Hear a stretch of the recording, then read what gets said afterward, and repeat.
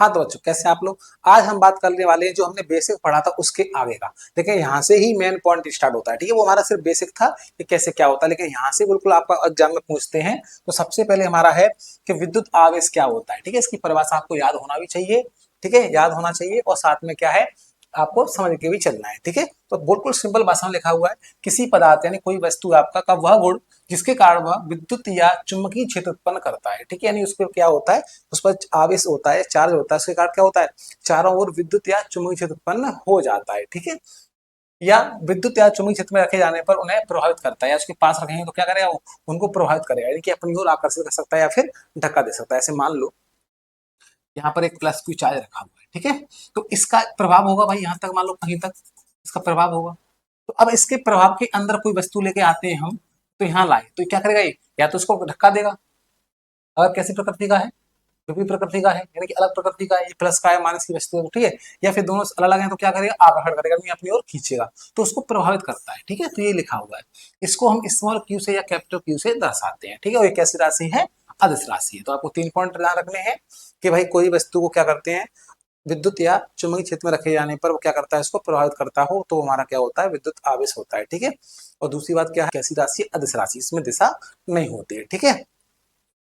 अब बात करते हैं इसके मात्रक। तो एम के प्रति में जो आवेश का मात्रक होता है वो क्या होता है, कूलाम होता है। क्या होता है, कूलाम होता है। और सीजीएस पद्धति में क्या होता है, स्थित कूलाम होता है, ठीक है। दोनों आपको ध्यान रखने हैं। एम गैस है ऐसे पद्धति में कूलाम, सीजीएस में स्थित कूलाम, ठीक है। इसका अगर हम विमीय सूत्र निकालते हैं तो देखो क्यू इक्वल टू क्या होता है, क्यू इक्वल टू क्या होता है, आई इंटू टी होता है भाई, धारा इंटू समय, धारा इंटू समय। और आई को किस में नापते हैं हम, एम्पियर में, तो एम्पियर के लिए क्या आएगा ए, और समय के लिए क्या आएगा टी। तो ये हमारा आवेश क्या आ गया, विमीय सूत्र। विमीय सूत्र के लिए कुछ दिक्कत नहीं, बस आपको फॉर्मूला याद होना चाहिए, आपका विमीय सूत्र निकल आता है, ठीक है।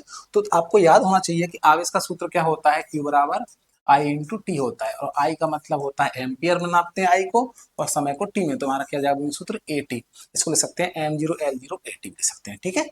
चलिए अब हम बात करते हैं आवेश के प्रकार। तो आवेश हमारे 2 प्रकार के होते हैं, एक हमारा होता है धनावेश, एक हमारा होता है ऋण आवेश, ठीक है। और सजातीय आवेश यानी कि समान आवेश। तो आपको बताया था कि समान आवेशों में हमेशा क्या होता है, प्रतिकर्षण बल कार्य करता है। समान में क्या होगा, एक दूसरे को धक्का देते हैं, ठीक है, दूर दूर भगाते हैं।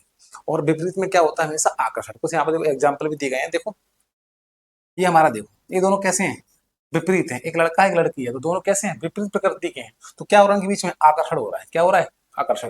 ये तो आप लोग देखते ही होगे भाई, है ना, कि आप लड़की को ज्यादा देखते हो, क्योंकि आपके क्या हो रहा है, वो अलग है और आप अलग हो, तो क्या हो रहा है, इनके बीच में आकर्षण हो रहा है, ठीक है।